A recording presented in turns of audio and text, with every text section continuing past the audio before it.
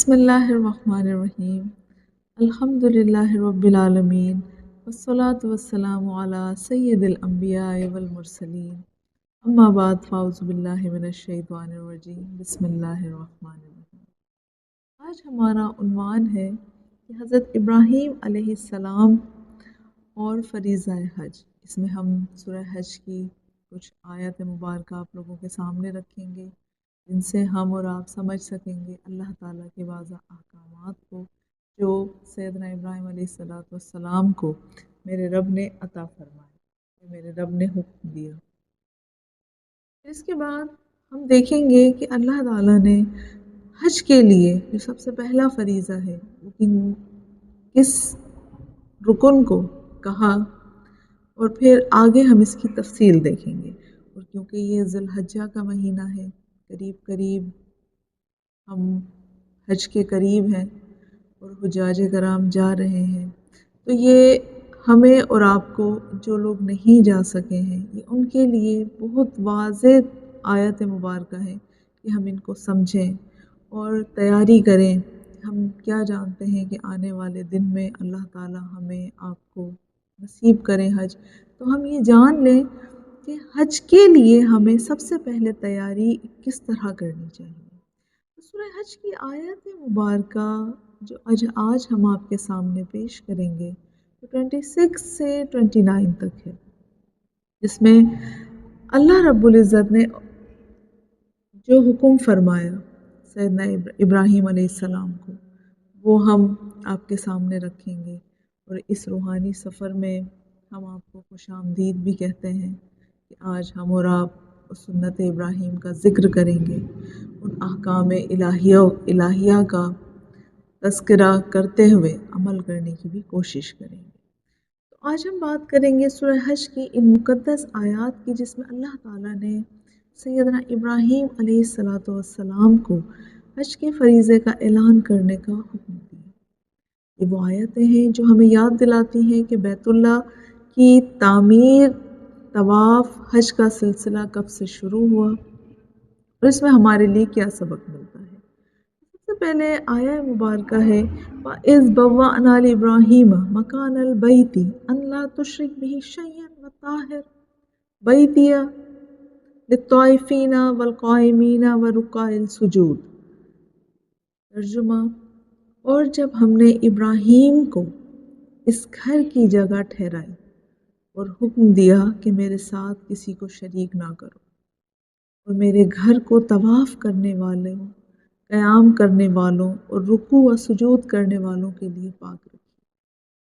تو غور کرنے کی بات ہے کہ اللہ رب العزت نے حضرت ابراہیم علیہ السلام کو بیت اللہ کی جگہ خود بتائی، اور یہ وہ مقام ہے جسے اللہ نے اپنا گھر فرمایا۔ اور اس آیت میں پہلی شرط ہمیں کیا نظر آئی کہ توحید، کہ میرے ساتھ کسی کو شریک نہ کرو، یعنی کہ ایک کلمے پر سب جمع ہو جائیں، کلمہ حق پڑھیں اور توحید کا اقرار کرتے ہوئے۔ پھر حج کی قبولیت کا پہلا دروازہ ہے خالص توحید اور شرک سے بچنا۔ تو حج جو ارکان اسلام کا آخری رکن ہے، تو اس کی سب سے پہلی شرط کیا ہے؟ توحید کا اقرار کرنا، شرک سے بچنا۔ تو اس میں حضرت امام ابن کثیر رحمۃ اللہ علیہ فرماتے ہیں کہ بیت اللہ کی تعظیم در حقیقت اللہ کی تعظیم ہے۔ اور احادیث مبارکہ میں اگر ہم دیکھتے ہیں احادیث مبارکہ کی روشنی میں، تو حضرت عبداللہ ابن عباس رضی اللہ تعالیٰ عنہما سے روایت ہے کہ میرے آقا کریم علیہ السلام نے فرمایا بیت اللہ کا طواف نماز کی مانند ہے، سوائے اس کے کہ اللہ نے اس میں گفتگو کو حلال کیا ہے، بس جو شخص گفتگو کرے وہ صرف بھلی ہی بات کہے۔ یعنی کہ اگر ہم حج کا ارادہ کرتے ہیں اور طواف میں ہیں، تو طواف میں ہم اچھی بات، نیکی کی بات، ذکر اذکار تو کر سکتے ہیں، لیکن اس میں ہم کوئی فحش بات، فحش کلامی، اس طرح کی کوئی بھی اشارے، کنایوں سے ہمیں پرہیز کرنا ہے، کیونکہ جس وقت انسان طواف میں مشغول ہوتا ہے تو احادیث مبارکہ کی مفہوم آپ کے سامنے پیش کیا جا رہا ہے کہ وہ در حقیقت نماز میں ہوتا ہے۔ نماز بمانے یعنی وہ اللہ کی عبادت میں مشغول ہوتا ہے، اور عبادت کا حق تو یہ ہے کہ انسان ظاہر اور باطن اپنا پاک رکھتے ہوئے اپنے رب کی بارگاہ میں حاضر ہو۔ اب اس کے بعد قرآن مجید فرقان حمید کی آیت نمبر 26 سورہ حج کی وَأَذِّن فِي النَّاسِ بِالْحَجِّ يَأْتُوكَ رِجَالًا وَعَلَى كُلَّ سَامِرٍ يَأْتِينَ مِنْ كُلِّ فَجٍّ عَمِيقٍ، اور لوگوں میں حج کا اعلان کر دو، وہ تمہارے پاس پیادہ آئیں گے اور ہر دہلی اونٹنی پر سوار ہو کر دور دراز راستوں سے آئیں گے۔ یہاں پر حج کی فضیلت بتائی جا رہی ہے کہ سیدنا ابراہیم علیہ السلام کو سب سے پہلے حکم کیا دیا کہ آپ اعلان فرمائیے کہ جو حج کے لیے آئیں وہ توحید یعنی حج کا جو رکن ہے توحید، اور کسی کے ساتھ شریک نہ ٹھہرائیں، یعنی کہ ہر چیز سے پاک ہوتے ہوئے۔ پھر اس کے بعد حکم ہوا کہ جب آپ یہ اعلان کر دیں گے تو اس کے بعد لوگ جوگ در جوگ آئیں گے، چاہے تو وہ پیدل آئیں، چاہے وہ اونٹنیوں پر آئیں، وہ کسی بھی سواری سے آئیں گے، لیکن اللہ کے حکم کو پورا کرنے کے لیے وہ ضرور حاضر ہوں گے۔ تو یہاں پر ان الفاظوں کا جو استعمال کیا گیا ہے کہ پیادہ آئیں گے اور ہر دہلی اونٹنی پر سوار ہو کر دور دراز راستوں سے آئیں گے، لیکن وہ بیت اللہ کی حج کے لیے آئیں گے۔ یہاں پر ہم آج بھی دیکھتے ہیں کہ مختلف قسم کے لوگ، ہر رنگ روپ نسل کے لوگ آئے ہوئے ہوتے ہیں، لیکن ان کی پہلی توحید وہاں پر جب حرم میں آ گئے، سب کا لباس ایک، سب کی زبانوں پر کلمات ایک، لبیک اللہم لبیک۔ پھر اس کے بعد سب کا انداز یعنی فعل ایک۔ تو اس سے ہمیں کیا پتہ چلتا ہے کہ جو توحید پر ہیں اور جو اللہ کے ساتھ شریک نہیں ٹھہراتے ہیں وہ مسلمان ہیں، اور مسلمان کا کام ہی یہ ہے۔ دین اسلام ہمیں سکھاتا ہی ہے کہ کسی کو کسی پہ فوقیت نہیں ہے، نہ گورے کو کالے پر، نہ کالے کو گورے پر، امیر کو غریب پر نہیں۔ وہاں جا کر ہم اور آپ ایک ہی جیسا فعل کرتے ہیں، اور صرف ہماری نظر کس پر ہوتی ہے؟ بیت اللہ شریف پر، اور اللہ رب العزت کی رحمت پر ہوتی ہے ہماری نظر۔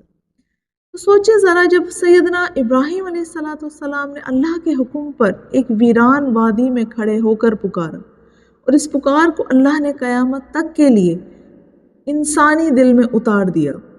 یہاں پر میں ایک حوالہ کوٹ کرتی ہوں، حضرت علامہ اقبال رحمۃ اللہ علیہ نے کیا خوب کہا کہ جذبہ ابراہیمی تو کر ادا بے قرار۔ آج بھی ہر سال لاکھوں لوگ دنیا کے کونے کونے سے کھنچے چلے آتے ہیں، اور وہی ازلی پکار ہے جو ابھی تک گونج رہی ہے۔ ہم دیکھتے ہیں کہ جب سے بیت اللہ شریف کا طواف ہوا، جب سے بیت اللہ شریف کے لیے لوگ حجاج کرام تشریف لانے لگے، تو وہاں کی فضاؤں میں ایک ہی صدا گونجتی ہے، لبیک اللہم لبیک، لبیک لا شریک لک لبیک۔ اور پھر آج بھی ہر سال لاکھوں لوگ دنیا کے کونے کونے سے کھنچے چلے آتے ہیں۔ یہ وہی ازلی پکار ہے جو ابھی تک گونج رہی ہے اور قیامت تک چلتی رہے گی۔ حدیث مبارکہ میں میرے حضور علیہ الصلوۃ والسلام فرماتے ہیں، حج اور عمرہ کرتے رہا کرو، کیونکہ یہ دونوں فکر اور گناہوں کو ایسے دور کرتے ہیں جیسے بھٹی لوہے، سونے اور چاندی کی میل کو دور کرتا ہے۔ سبحان، یعنی عمرہ کرنا اگر حیثیت ہے تو عمرہ کیجیے، اور زیادہ حیثیت ہے، صاحب نصاب ہے تو حج کیجیے، کیونکہ یہ انسان کے فکر یعنی غم کو دور کرتا ہے، اور گناہوں کو اس طرح پاک کرتا ہے، انسان سے دور کر دیتا ہے جیسا کہ بھٹی سے سونا اور چاندی کو نکالا گیا ہو۔ اور ہمارے بزرگان دین کیا فرماتے ہیں؟ حضرت حسن بصری رحمۃ اللہ علیہ فرماتے ہیں، جو شخص مکے کی طرف قدم اٹھاتا ہے، اللہ اس کا ہر قدم گناہوں کا کفارہ بناتا ہے اور نیکیاں لکھتا ہے۔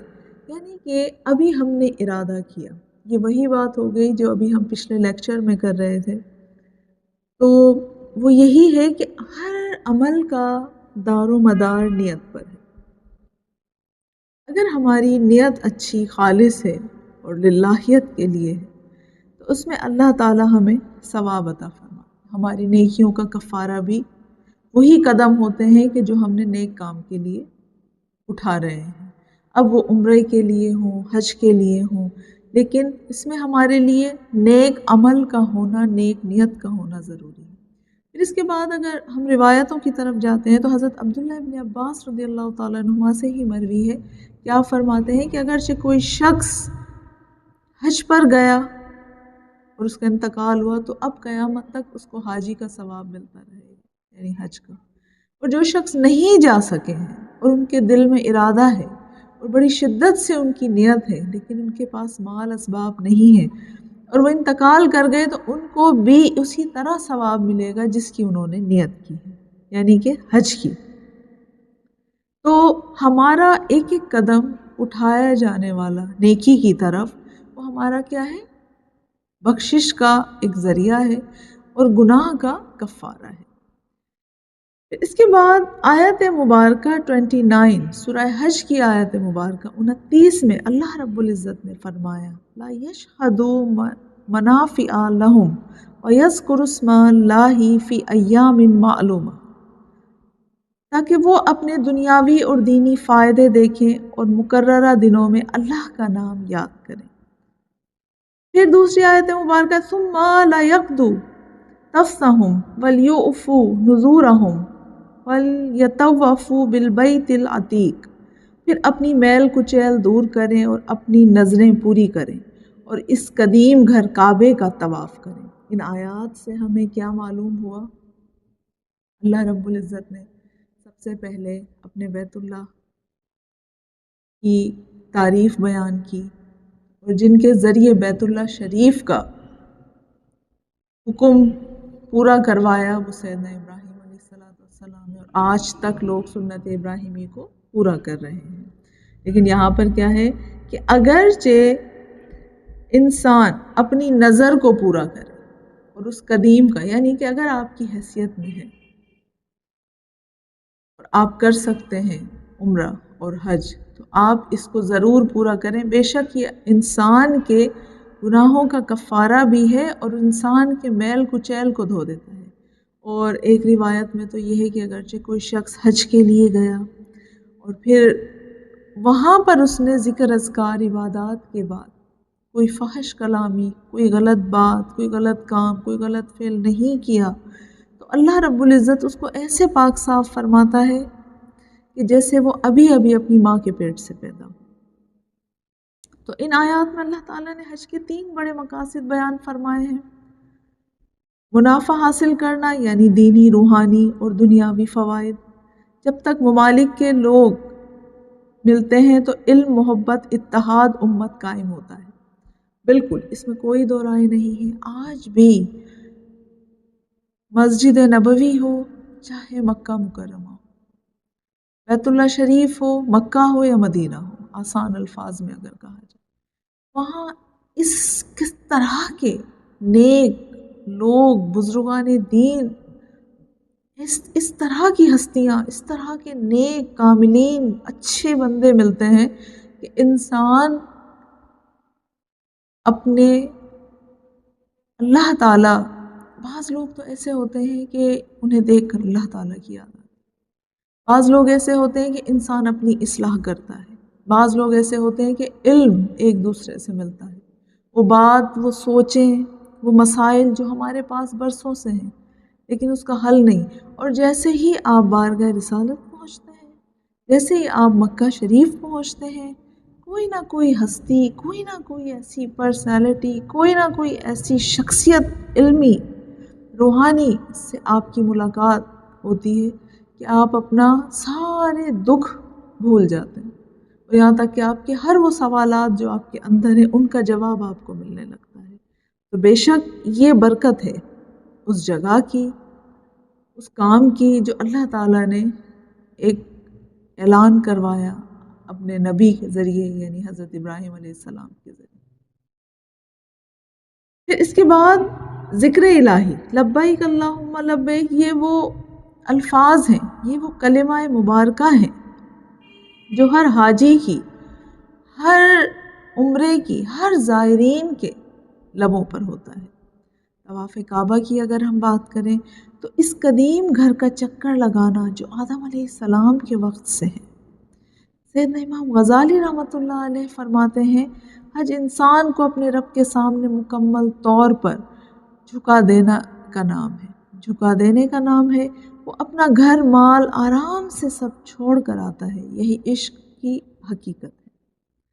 فضیلت حج پر میرے آقا علیہ الصلوۃ والسلام فرماتے ہیں جس نے اللہ کے لیے حج کیا اور کوئی فحش بات نہ کی ہو اور نہ کوئی گناہ کیا ہو تو وہ ایسا ہوتا ہے جیسے آج ہی وہ اپنی ماں کے پیٹ سے پیدا ہوا۔ صحیح بخاری کتاب الحج میں اس احادیث کا ذکر ہوا ہے۔ اب آپ دیکھیے معزز سامعین، آپ یہ دیکھیے کہ بزرگوں نے اس سفر کو عشق کا سفر کہا، اور حضرت رابعہ بصری رحمہ اللہ سے پوچھا گیا کہ حج میں کیا ملا؟ آپ نے فرمایا کہ جب میں نے کعبے کو دیکھا تو میں سمجھ گئی کہ یہ پتھر کا گھر ہے۔ کعبہ اصل میں وہ ہے دل جس میں اللہ کی محبت بستی ہے۔ تو حضرت بایزید بسطامی رحمۃ اللہ علیہ فرماتے ہیں کہ میں 30 سال حج کی نیت سے چلتا رہا، اور جب مکہ پہنچا تو احساس ہوا کہ اصل سفر تو دل کی صفائی کا سفر ہے۔ اب یہ دیکھیں کہ یہ وہ بزرگان دین ہیں جن کے مراتب رتبے اللہ رب العزت نے بلند کیے، جیسا کہ قرآن مجید فرقان حمید میں ہے الا ان اولیاء اللہ لا خوف علیہم ولا هم یحزنون۔ اب یہ وہ بزرگان دین ہیں کہ جو خود یہ فرما رہے ہیں اصل سفر تو وہ ہے دل کی صفائی کا، یعنی نیت کا۔ جتنی آپ کی نیت خالص ہوگی اتنا ہی آپ کے معاملات، آپ کا سفر، آپ کی عبادات، ہر چیز میں آسانی اور قبولیت کے جو مواقع ہیں وہ بڑھ جائیں گے۔ اب یہاں پر حضرت مولانا رومی رحمۃ اللہ علیہ نے اپنی مثنوی شریف میں فرمایا کہ کعبے کی طرف چلنا اچھا ہے لیکن اس کے رب کی طرف چلنا اس سے بھی زیادہ بہتر ہے۔ خانہ کعبہ تو رب کی نشانی ہے، اصل مقصد رب کی قربت حاصل کرنا ہے۔ اور ہمارے علماء کرام کیا فرماتے ہیں کہ حج سے پہلے توبہ کرو، حج کے دوران اللہ سے لو لگاؤ، اور حج کے بعد اپنی زندگی کو بدل ڈالو، تبھی حج مقبول ہوتا ہے۔ اور ہم میں سے تو بہت سے لوگ ابھی حج پر نہیں جا سکتے، لیکن اللہ کی رحمت دیکھیں کہ اس نے ہمیں کچھ اعمال ایسے دیے ہیں کہ جو ہم کریں تو ہمیں پورا پورا ثواب ملتا ہے۔ وہ کون سے اعمال ہیں؟ ذو الحجہ کے پہلے 10 دن اللہ حضور علیہ الصلوۃ والسلام نے فرمایا ان دنوں میں نیک عمل کیا کرو، اور سب سے زیادہ جو پسندیدہ عمل ہے وہ یہ ہے کہ اللہ رب العزت کی بارگاہ میں استغفار کیا کریں، توبہ کیا کریں، اور یوم عرفہ کا روزہ رکھنا چاہیے۔ 9 ذی الحجہ 2 سال کے گناہوں کا کفارہ ہے یہ۔ اب آپ یہ دیکھیں گناہ کبیرہ اور صغیرہ، لیکن یہ کفارہ گناہ صغیرہ کا ہے، لیکن جس کو یہ ہو کہ میرے گناہ صغیرہ نہیں ہے، چھوٹے گناہ ہمارے نہیں ہیں اور بڑے گناہ تو ہم نے بہت کر لیے ہیں، اللہ کی رحمت تو برستی ہے انسانوں پر، گناہ گاروں پر، کہ وہ اللہ تعالیٰ بڑا مہربان ہے کہ اپنے بندوں کے تمام گناہوں کو وہ معاف کر دیتا ہے۔ پھر تکبیرات تشریق، ہر نماز کے بعد اللہ اکبر لا الہ الا اللہ اللہ اکبر وللہ الحمد پڑھیے۔ جو حیثیت رکھتا ہو وہ اللہ کی راہ میں قربانی بھی کرے۔ یاد رکھیں دل کی حج ہر روز ہو سکتی ہے جب اللہ کی یاد میں انسان ڈوبے، اور ڈوبتے ہوئے آنکھوں سے اشکبار ہوتے ہوئے، آنکھوں سے آنسو گرتے ہوئے اللہ کی بارگاہ میں وہ حاضر ہو، اور وہ یہ دعا کرے، یہ ضرور دعا کیجئے اور کرنی چاہیے ہمیں اور آپ کو، ربنا تقبل منا انک انت السمیع العلیم، اے ہمارے رب ہم سے قبول فرما، بے شک تو سننے والا اور جاننے والا ہے۔ تو ہم اللہ تعالیٰ سے آج ہم یہ دعا کرتے ہیں کہ اللہ تعالیٰ ہم سب کو حج بیت اللہ کی سعادت عطا فرمائے، ہمارے گناہ معاف فرمائے، ہمارے دلوں کو اپنی محبت سے بھر دے اور ہمیں دنیا اور آخرت میں کامیابی عطا فرمائے۔ آمین بجاہ النبی الامین، وآخر دعوانا ان الحمد للہ رب العالمین۔